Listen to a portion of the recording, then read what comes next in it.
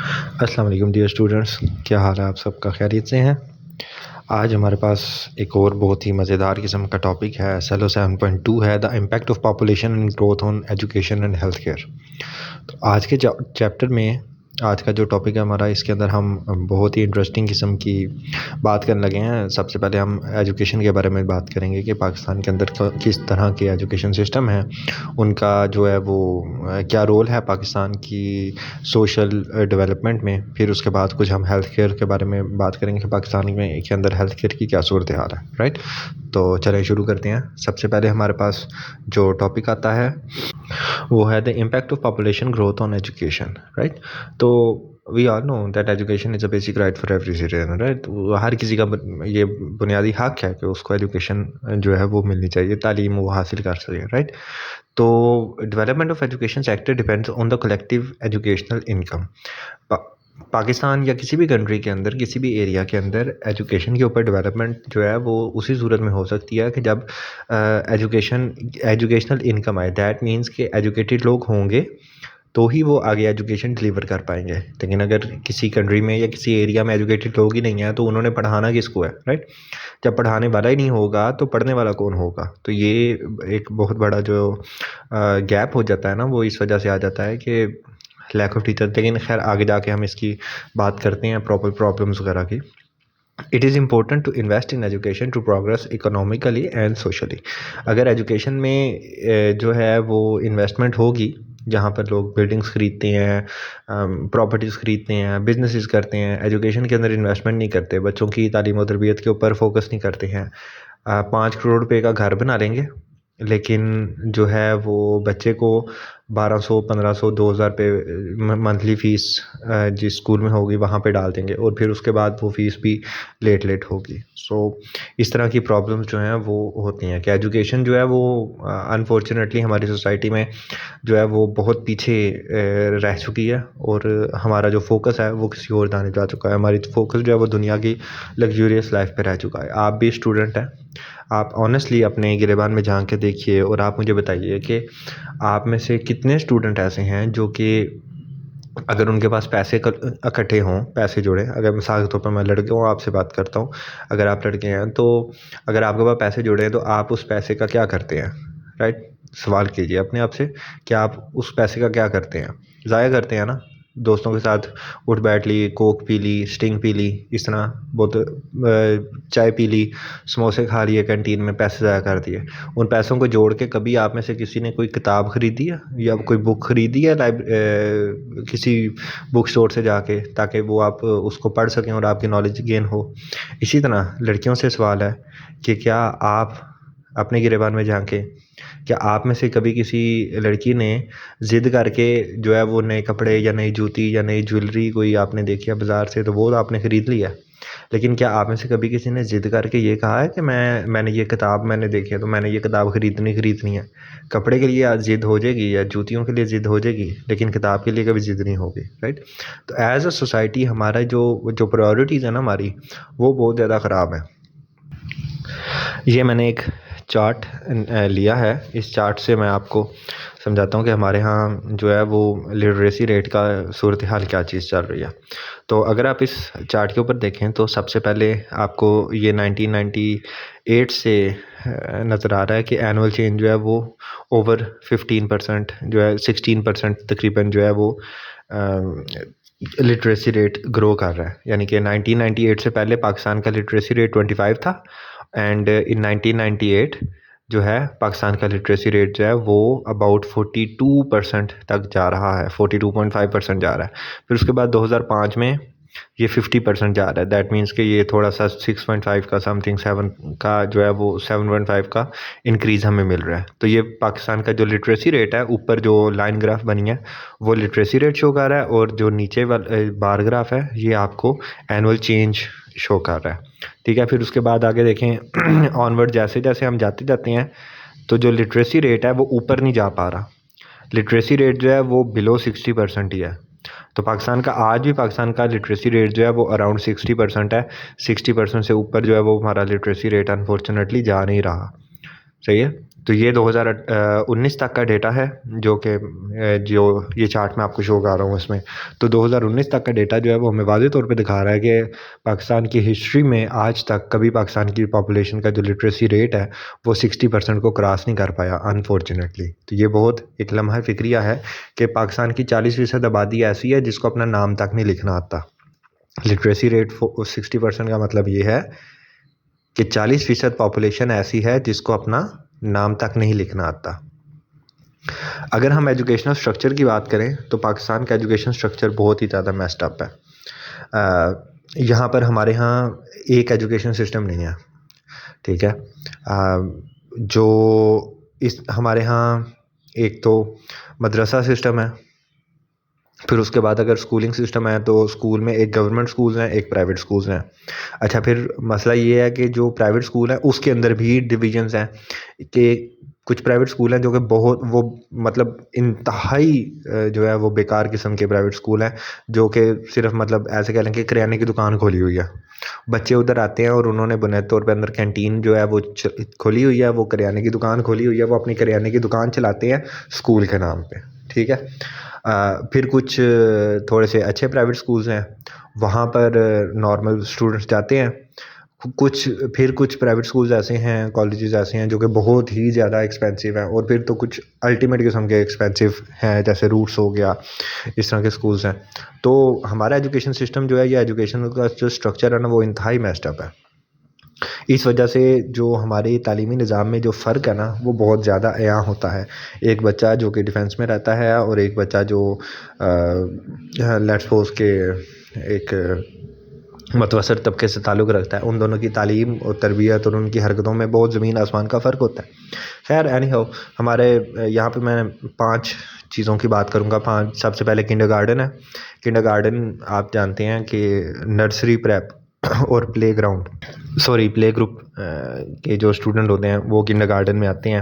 अमूमी तौर पे 2 से 4 साल तक के बच्चे जो हैं वो किंडरगार्टन में पढ़ते हैं। इस किंडरगार्टन में बच्चों को अल्फ़ाबेट सिखाए जाते हैं, नंबर सिखाए जाते हैं, कलरिंग के बारे में बताया जाता है, ये रेड कलर है, ये ब्लू कलर है, कलर कैसे करना है, एनिमल्स के बारे में बताया जाता है, पेट्स के बारे में बताया जाता है। यानी कि बेसिकली बच्चे को जो है वो नॉलेज बताई जाती है कि आप हमारी इन्वायरमेंट जो है वो किन किन किन चीज़ों के ऊपर है, ठीक है, और क्या क्या चीज़ें हमारी इन्वायरमेंट में होती हैं, और उन इन इन्वायरमेंटल थिंग्स का नाम बताया जाता है। बच्चे को बताया जाता है ये चेयर कहते हैं, इसको टेबल कहते हैं, इसको डोर कहते हैं, इसको विंडो कहते हैं। तो ऐसी जो बेसिक फंडामेंटल चीज़ है लैंग्वेज की, वो बच्चों को किंडरगार्टन में सिखाई जाती है। उसके बाद प्राइमरी एजुकेशन आती है। प्राइमरी एजुकेशन जो है वो 1 क्लास से लेकर 5 क्लास तक होती है, ठीक है। तो यानी कि क्लास 1 से क्लास 5 तक। अमूमी तौर पर 5 साल से लेकर 11 साल तक के बच्चे जो हैं वो इधर होते हैं। अच्छा, प्राइमरी सेक्शन में बच्चों को अमूमी तौर पर बेसिक साइंस के बारे में, मैथमेटिक्स, सोशल स्टडीज़, आर्ट्स, इस तरह की सब्जेक्ट्स बताए जाते हैं ताकि बच्चे जो हैं वो उनका बेसिक ग्रास्प कर पाएँ। आप भी जब 1 से 5 क्लास तक पढ़ते रहे हैं तो आपने जो चीज़ें पढ़ी हैं वो बेसिक हैं। साइंस क्या होती है, मैथ क्या होती है, प्लस कैसे करते हैं, माइनस कैसे करते हैं, मल्टीप्लाई कैसे करते हैं, डिवाइड कैसे करते हैं। तो इस तरह की जो बिल्कुल बेसिक चीज़ें होती हैं वो प्राइमरी एजुकेशन में बच्चों को प्रोवाइड की जाती हैं, ठीक है। राइटिंग कैसे करते हैं, नाम कैसे लिखते हैं, वगैरह वगैरह। अच्छा, फिर उसके बाद आ जाते हैं मिडिल एजुकेशन में। ये हमारी 6, 7 और 8 क्लास को हम कहते हैं कि ये हमारा मिडिल सेक्शन है या मिडिल एजुकेशन है। इसमें बच्चे जो हैं अमूमी तौर पे 11 से 14 साल तक के बच्चे मिडिल सेक्शन में हमें मिलते हैं। यहाँ पर थोड़ी सी एडवांस किस्म की हो जाती है, science, math, social studies, computer studies वगैरह, इंग्लिश हो गई, उर्दू हो गई, अरेबिक बच्चों को सिखाई जाती है। अगर आप सिंध में हैं तो वहाँ पे आपको सिंधी सिखाई जाती है, पश्तो सिखाई जाती है, बुनियादी क़वाइद ज़वाबित बुनियादी तौर पे बताए जाते हैं।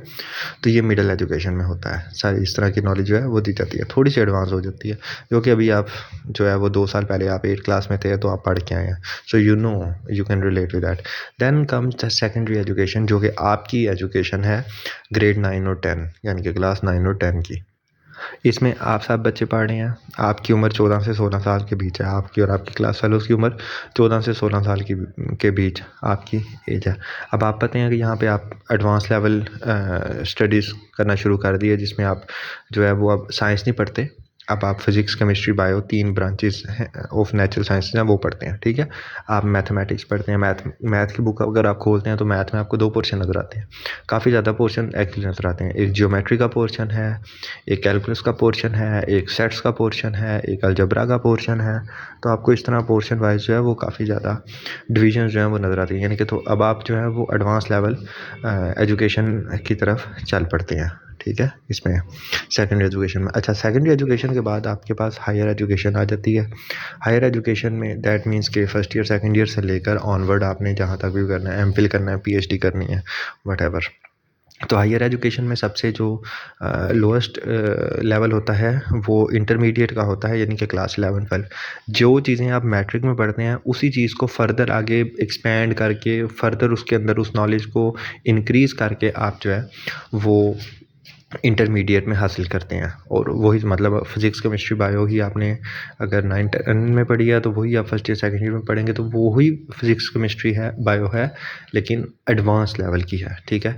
जो आपने 9-10 में आपने जिस चीज़ की डेफिनेशन पढ़ी थी, फर्स्ट ईयर सेकेंड ईयर में आप उसका पूरा जो है वो स्ट्रक्चर पढ़ते हैं और उसका पूरे के पूरा बैकग्राउंड पढ़ते हैं कि ये जो चीज़ डेफिनेशन आपने पढ़ी थी ये बुनियादी तौर पर ये आई कैसे, राइट।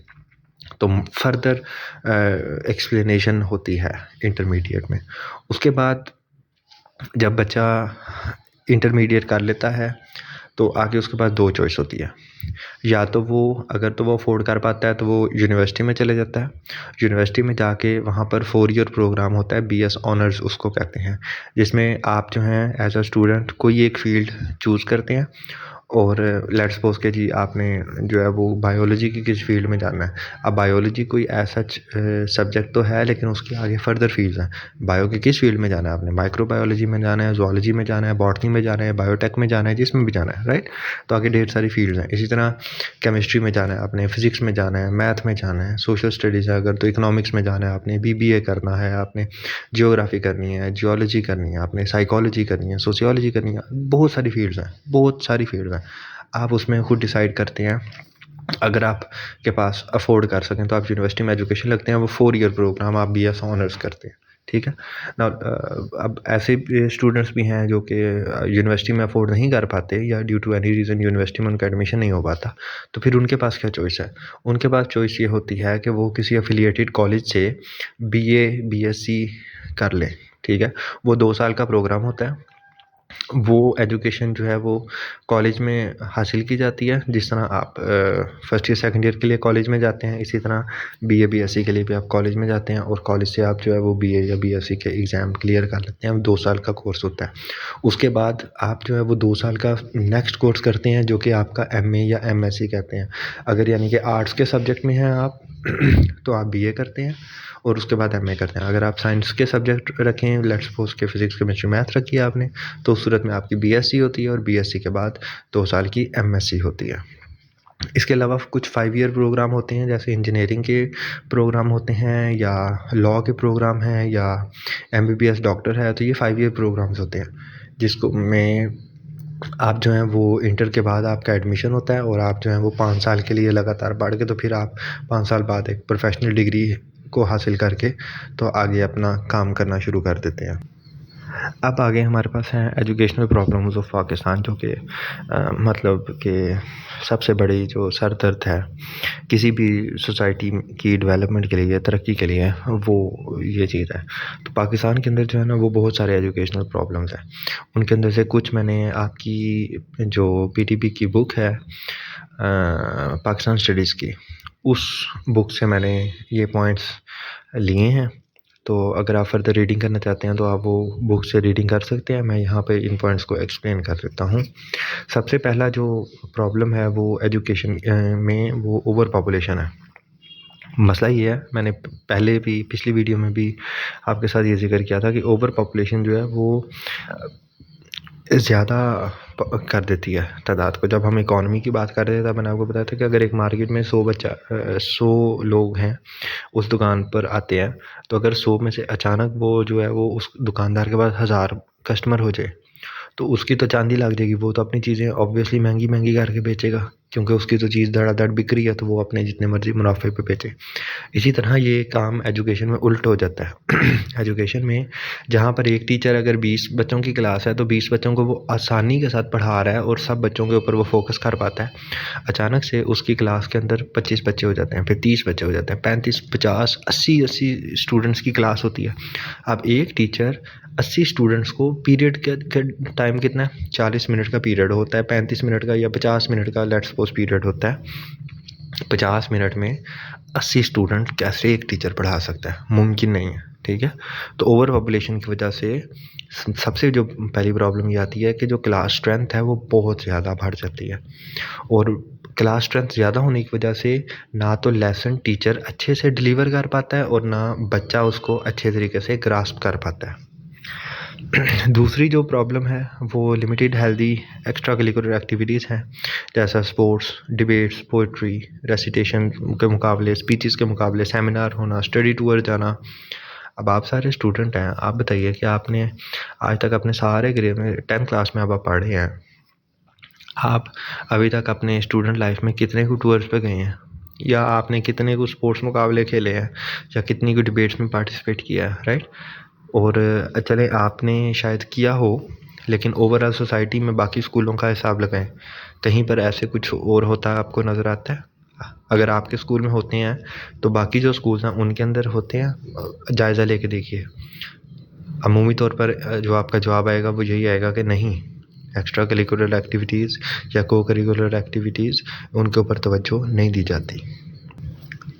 उसके बाद ऐसा मसला जिससे पता नहीं क्यों हमारी सोसाइटी की जान नहीं छूट रही, वो ये है कि माँ बाप की ये सोच के या तो बेटा तुमने डॉक्टर बनना है या तुमने इंजीनियर बनना है, किसी और फील्ड के ऊपर बच्चे की कंसिडरेशन जाने ही नहीं देते। आप अपने स्कूल में पढ़ते हैं तो आपको फोर्स किया जाता है कि आपने साइंस के सब्जेक्ट रखने हैं, फिजिक्स, केमिस्ट्री, बायो रखनी है। अगर आप जो है वो आर्ट्स के सब्जेक्ट रखेंगे तो इसका मतलब है आप नालायक हैं, निकम्मे हैं। आपको लेबल कर दिया जाता है कि आप जो हैं वो नालायक हैं, निकम्मे हैं, इस वजह से आपने आर्ट्स रखी है। आर्ट्स एज अ सब्जेक्ट नहीं देखा जाता, arts as a weakness of mind तस्वर किया जाता है हमारी सोसाइटी में। तो ये एक बहुत बड़ी प्रॉब्लम है, बहुत ही बड़ी प्रॉब्लम है। और इसको ओवरकम जो है वो सिर्फ उस सूरत में हो सकता है कि जब आप बच्चे एजुकेशन हासिल करेंगे और आप बच्चों को इस चीज़ का आइडिया हो कि जहाँ पर डॉक्टर और इंजीनियर्स की ज़रूरत है वहाँ पर हमें आर्किटेक्चर्स की भी ज़रूरत है, वहाँ पे हमें पैरामेडिक स्टाफ की भी ज़रूरत है, नर्सेज़ की ज़रूरत है, हमें टेक्नीशियंस की ज़रूरत है, हमें मिस्त्रियों की ज़रूरत है, हमें जो है वो रोबोटिक्स में ज़रूरत है, हमें कंप्यूटर की फ़ील्ड में, आईटी की फ़ील्ड में ज़रूरत है, हमें साइकोलॉजिस्ट की ज़रूरत है, हमें सोशियोलॉजिस्ट की ज़रूरत है, हमें इकोनॉमिस्ट की ज़रूरत है।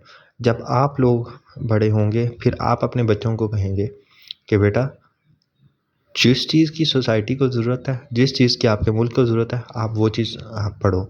हम आपके ऊपर कोई फ़ोर्स नहीं करते कि आप डॉक्टर बनो या इंजीनियर बनो, ठीक है? तो ये जो सोच है ना डॉक्टर या इंजीनियर, ये हमारी सोसाइटी में बहुत सारे ऐसे स्टूडेंट हैं या बहुत सारे ऐसे लोग हैं जिन्होंने इस प्रॉब्लम को फेस किया है, और नतीजा ये हुआ, लेट्स सपोज कोई सिंगर बनना चाहता था, उसके माँ बाप ने उसको धक्के से इंजीनियरिंग में डाल दिया।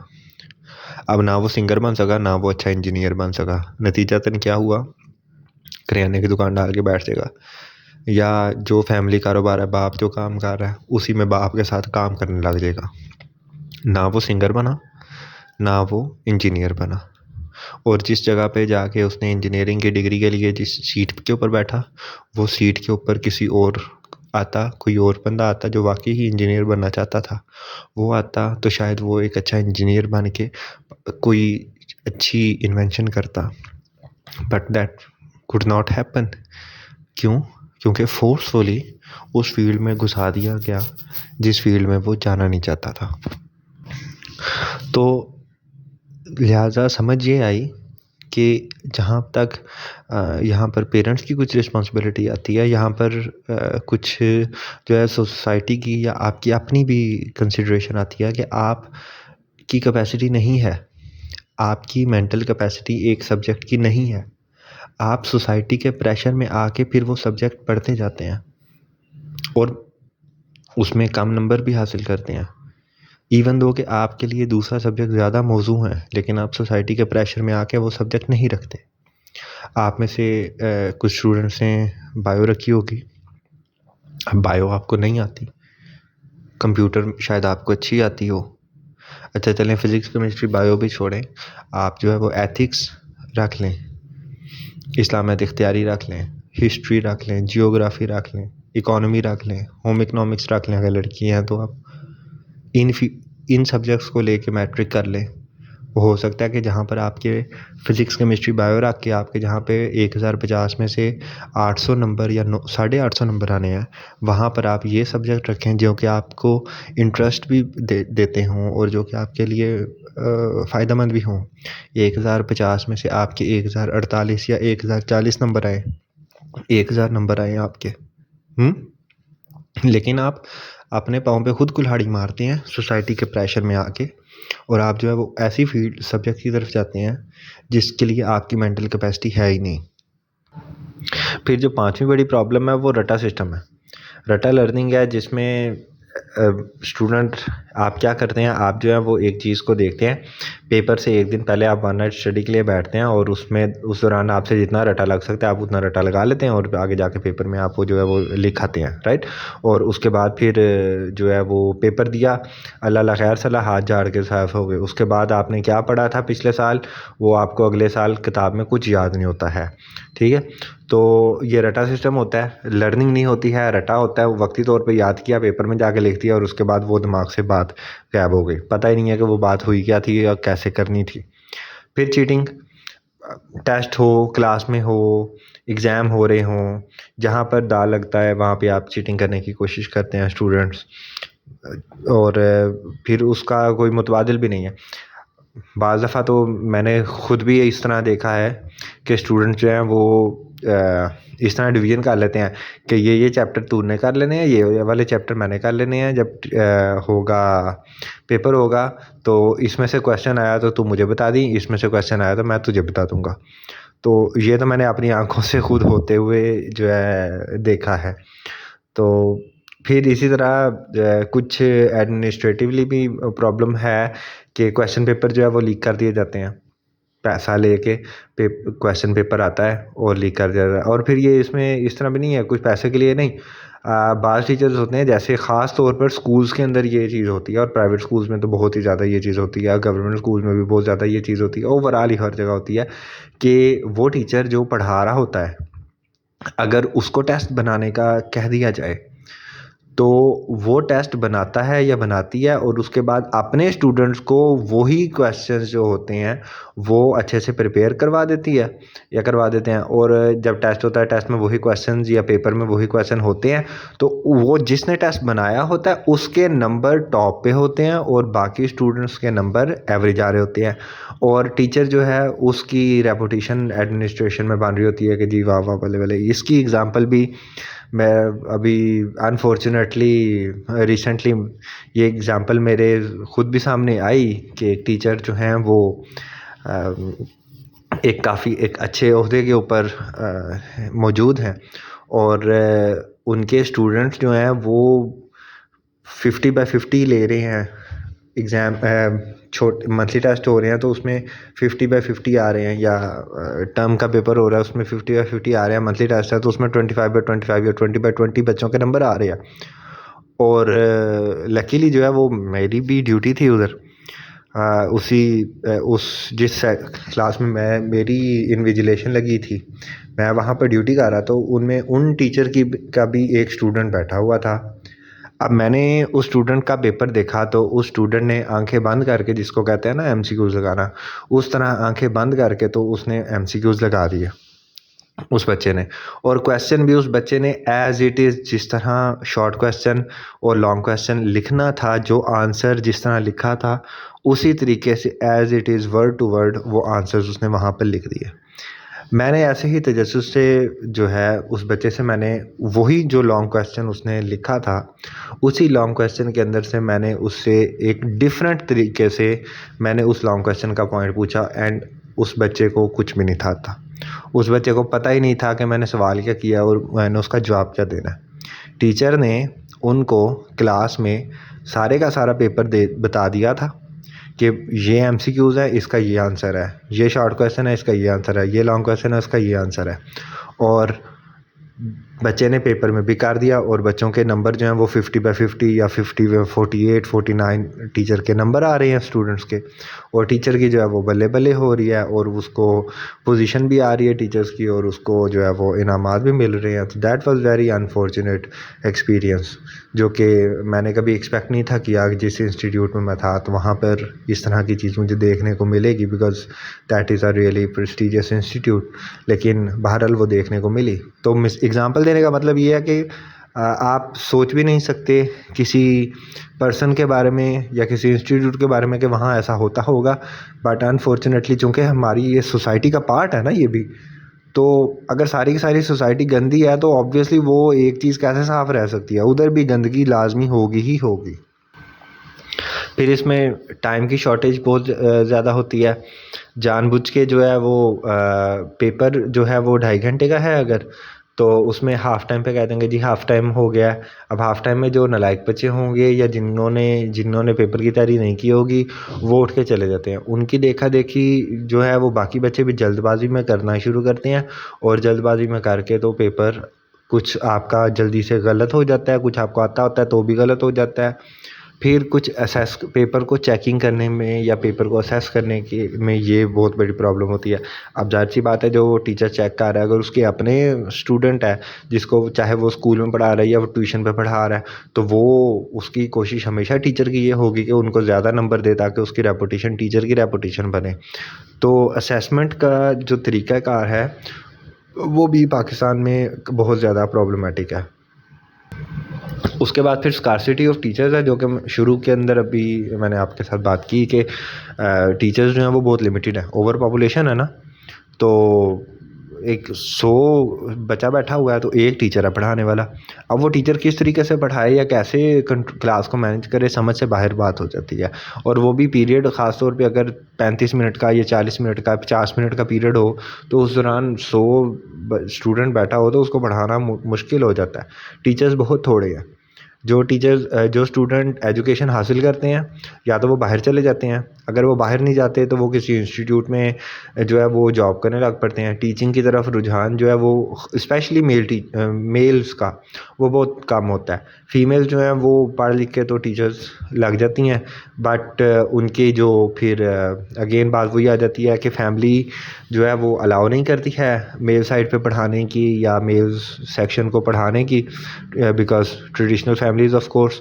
और इसी तरह इंस्टीट्यूट्स भी कुछ इस तरह के मौजूद हैं जो फीमेल्स को मेल्स को की तरफ नहीं जाने देते। मेल जो है वो जाके फ़ीमेल साइड पर पढ़ा देते हैं, लेकिन फ़ीमेल जो है वो मेल साइड पर आके तो पढ़ाने का निज़ाम जो है वो काफ़ी कम ही होता है या बड़ी रेयर एग्जांपल्स इस तरह की मिलती हैं। तो इन रिटर्न क्या होता है कि जो मेल साइड पे टीचर्स पढ़ा रहे हैं उनकी अपनी प्रॉपर टीचिंग स्किल्स नहीं डेवलप होती हैं, और वो आगे जिनको पढ़ा रहे होते हैं उनको भी जो लेसन दिए जाते हैं इन रिटर्न वो इतने अच्छे नहीं होते कंपेयर टू दैट। जो फीमेल साइड पर टीचर्स होती हैं वो ज़्यादा एजुकेटेड होती हैं, क्योंकि एक तो वो कि ज़्यादातर फोकस उनका जो है वो अपनी स्टडीज़ पर होता है, फिर वो बच्चियों के ऊपर जो है वो फोकस है अपने स्टूडेंट्स के ऊपर फोकस भी अच्छा करती हैं। तो इन रिटर्न जो है वो फीमेल टीचर्स की नॉलेज जो है वो ज़्यादा होती है, और वो अपने स्टूडेंट्स को जो है वो ज़्यादा अच्छे तरीके से पढ़ाती हैं as compare to male teachers. और फिर इन रिटर्न होता क्या है कि जो फीमेल स्टूडेंट्स होती हैं वो एक्सेल कर जाती हैं, उनके नंबर भी आ जाते हैं, और वो फिर जब यूनिवर्सिटीज़ में एडमिशन्स की बात आती है तो यूनिवर्सिटी में एडमिशन्स भी लड़कियों के ज़्यादा होते हैं, लड़के इस साइड पे पीछे रह जाते हैं। उसकी जो प्राइमरी रीज़न है ना वो यही है कि टीचर्स की कमी है, अच्छे टीचर्स की बहुत ही ज़्यादा कमी है, और रेगुलर टीचर्स की भी वैसे ओवरऑल कमी है। फिर एक और इशू जो हमारे यहाँ पर सिस्टम में मौजूद है वो पॉलिटिक्स का है। अब आप एज अ स्टूडेंट हैं, आपको क्या लगे कि इमरान खान जेल में है या नहीं है, या नवाज शरीफ ने चोरी की है या नहीं की, आपको क्या लगे, आप 14-15 साल के 16 साल के स्टूडेंट हैं। आपका काम है इल्म हासिल करें और इल्म हासिल करके तो अपने मुल्क के लिए काम करें।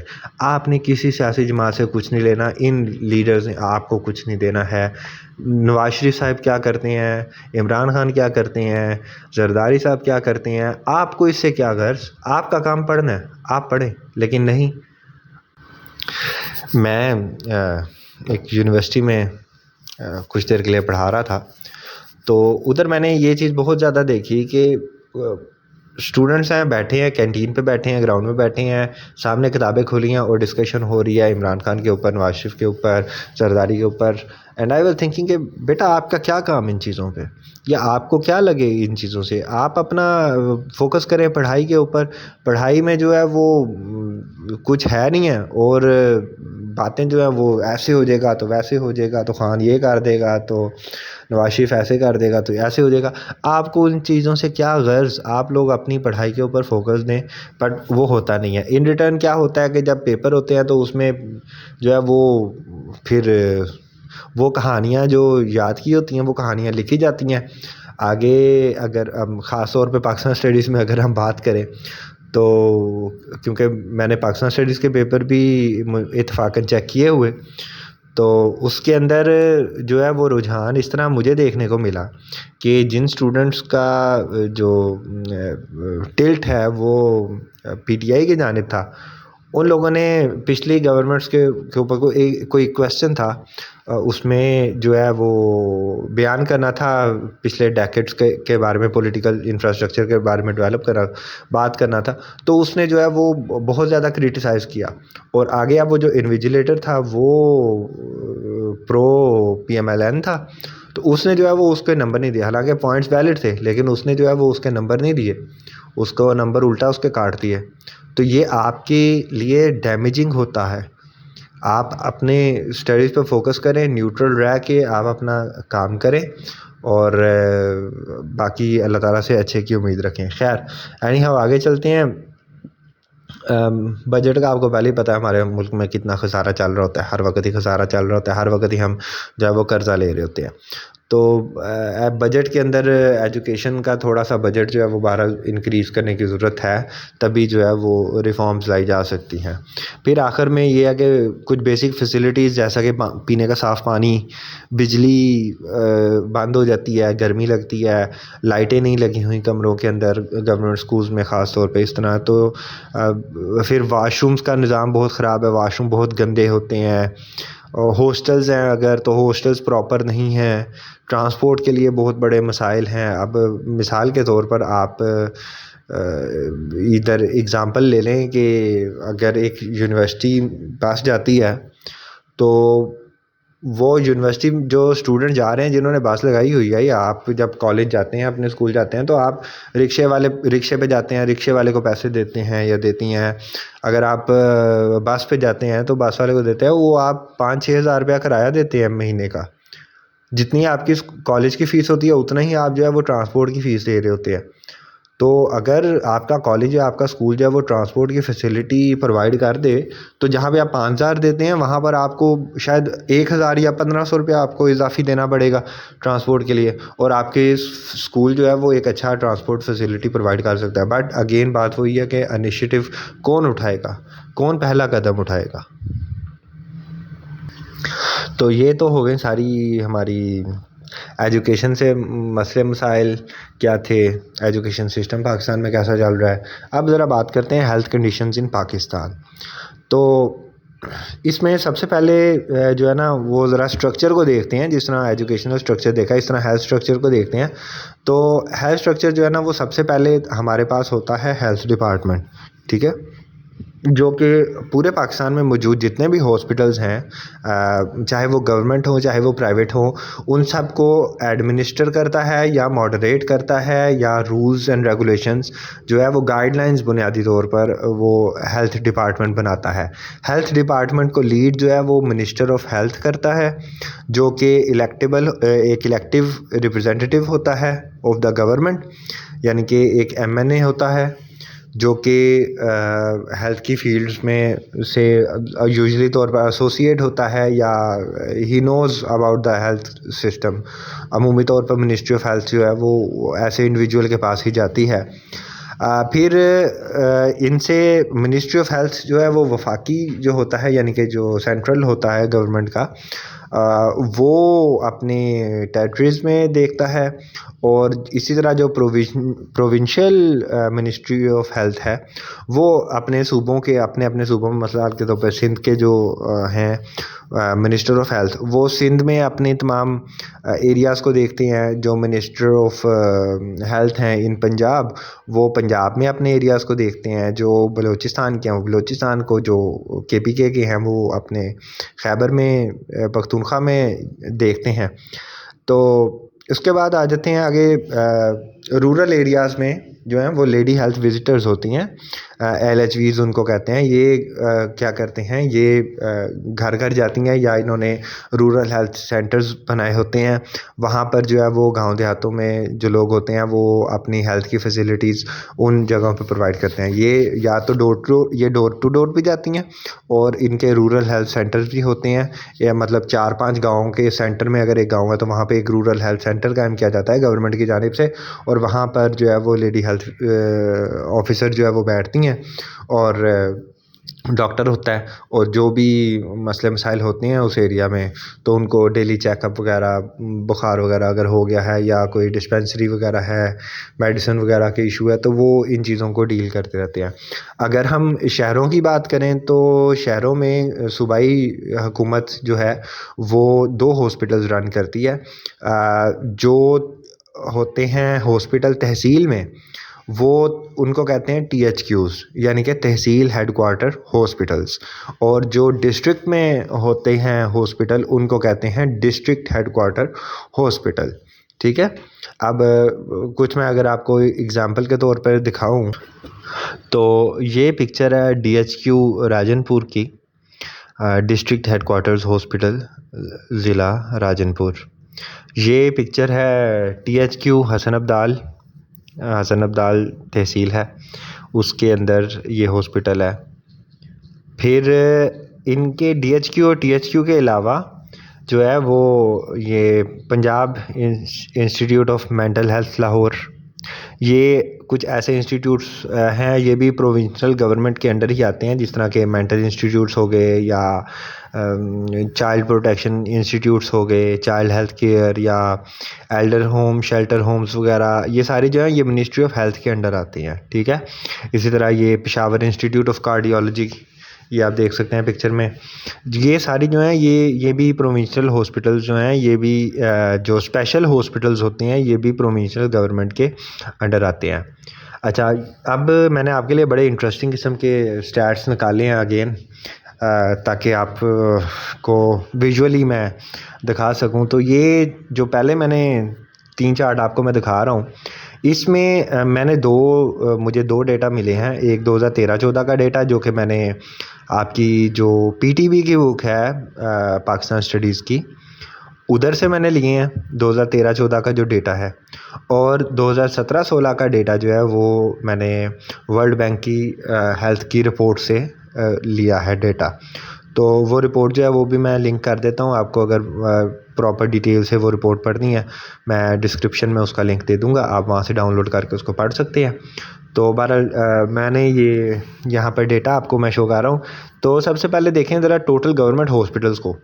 तो टोटल गवर्नमेंट हॉस्पिटल 2013-14 में जो है वो राउंड अबाउट 1050, 1080, 1100 समथिंग इतने थे। टोटल गवर्नमेंट हॉस्पिटल्स 1096 थे।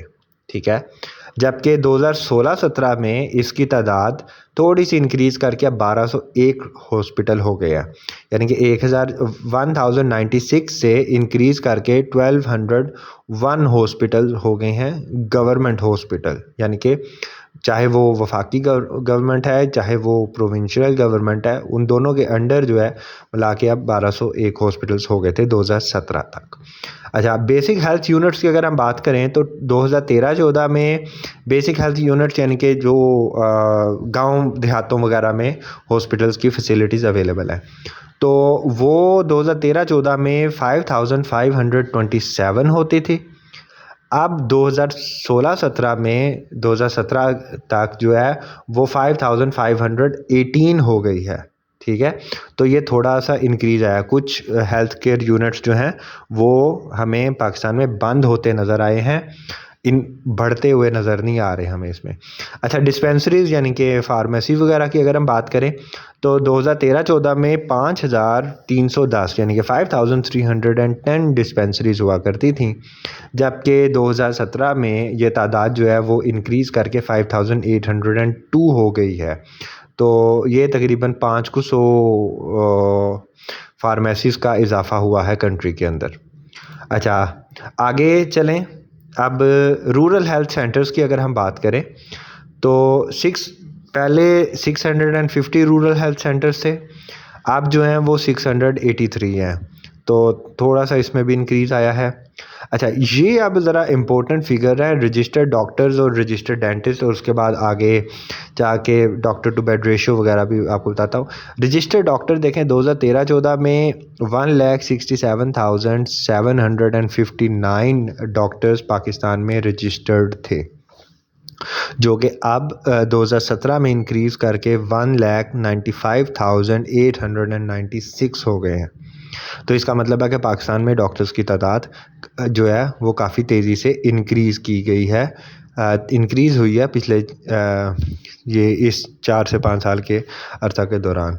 मैं वैसे कोशिश करूँगा कि किसी लेटर वीडियो के अंदर आपको 2022-23 से रिलेटेड डेटा अगर मैं कहीं से गेन कर सकूँ तो वो मैं एक शॉर्ट के तौर पे या एक और वीडियो के तौर पे मैं जो है ना वो डेटा आपके साथ वो शेयर करूँगा। मैं ज़रूर कोशिश करूँगा कि ये डेटा मुझे मिल जाए 2022-23 का, ताकि हम फिर इसको 2013-14 को, 2016-17 को, 2022-23 के डेटा को हम तीनों को आपस में कंपेयर करके देख सकें। एनी हाउ, अगर डेंटिस्ट की बात करें तो 2013-14 में पाकिस्तान में, अब पूरे पाकिस्तान की बात हो रही है अगेन,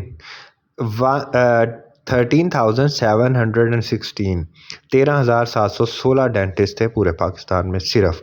2016-17 में इसकी तादाद डेंटिस्ट की तादाद 18,333 हो गई, यानी कि 18,333 डेंटिस्ट हो गए हैं अब पूरे पाकिस्तान में। अब ये देखें कि डेंटिस्ट कितने थोड़े हैं। डॉक्टर्स तो मतलब 2 लाख के करीब पहुंच रहे हैं, लेकिन डेंटिस्ट जो हैं वो तो अभी 20,000 भी नहीं है। तो अच्छा, अगर रजिस्टर्ड नर्सेज़ की बात करें तो पाकिस्तान में रजिस्टर्ड नर्सेज़ जो हैं वो 86,183 रजिस्टर्ड नर्सेज़ हैं 2013-14 में, जबकि ये नंबर जो है वो अब तकरीबन 1 लाख के करीब पहुंच रहा है 2017 में। फिर जो अलार्मिंग किस्म की सिचुएशन है वो ये है कि 2013-14 में बेड टू पेशेंट रेशियो, इसका मतलब ये है कि अगर मरीज़ बीमार हुआ है तो एक बेड के ऊपर एक बेड कितने मरीज़ों के लिए मुख्तस है, तो that is a very huge number के 1647 यानी कि 1647 मरीज़ों के लिए एक बेड है। यानी कि अगर खुदा न ख्वास्ता जंग लग जाती है तो इस दौरान जो इंजरीज़ होंगी तो एक बेड के ऊपर 1600 से ज़्यादा पेशेंट जो हैं उनके लिए एक बेड है 2013-14 में। 2016-17 में ये तादाद जो है वो कम हुई है, which is a good sign. तो ये 1647 से कम होके 1584 तक आ गई है 2016-17 में। इसी तरह डॉक्टर टू पेशेंट रेशियो की, यानी कि एक डॉक्टर कितने मरीज़ों को चेकअप करता है, तो 2013-14 में ये नंबर जो है वो 1099 है, जबकि 2016-17 में ये नंबर जो है वो 997 है। ठीक है, 997। तो ये तकरीबन 100 पेशेंट्स जो हैं वो इसमें हमें कम होते नज़र आए हैं, which is again a good sign, a very good sign. यानी कि डॉक्टर्स की तरह हमने देखे तो ओवर 30,000 डॉक्टर्स इंक्रीज़ किए हैं, तो जिसकी वजह से पर डॉक्टर जो है वो 100 पेशेंट्स का जो है वो वज़न कम हुआ है, which is a good sign. तो ये कुछ स्टैट्स है जो कि मैंने आपके साथ शेयर कर दिए हैं। अच्छा, अब हम आगे चलते हैं, कुछ 7.2.2 की जानिब अब हम चलते हैं, बल्कि मेरा ख्याल है इसको रहने देते हैं क्योंकि वीडियो काफ़ी लंबी हो गई है। आई थिंक ये ओवर 45 मिनट तक की वीडियो ये जा रही है, तो 7.2.1 ही इस वीडियो में कवर हो सका है। काफ़ी इंपॉर्टेंट टॉपिक था, डिटेल से ज़रा करने वाला टॉपिक था। तो अगली वीडियो जो है वो 7.2.2 पे मैं बनाता हूँ, जिसमें हमारे पास पुश एंड पुल फैक्टर्स हैं, इमिग्रेशन एमिग्रेशन है, रूरल अर्बन माइग्रेशन है, सीजनल माइग्रेशन है। तो इसके ऊपर अगली वीडियो में फिर जो है वो मैं बात करता हूँ। तो तब तक के लिए अल्लाह हाफिज़। वीडियो पसंद आए तो ज़रूर शेयर करें, अपने क्लास फेलोज़ के साथ शेयर करें, लोगों को दिखाएं उनको। अगर आप देख रहे हैं, आपको कंटेंट अच्छा लग रहा है, मज़ीद ये कि कोई सवाल वगैरह है तो फिर कमेंट सेक्शन में जो है वो ज़रूर डालें। सो थैंक यू एंड अल्लाह हाफिज़।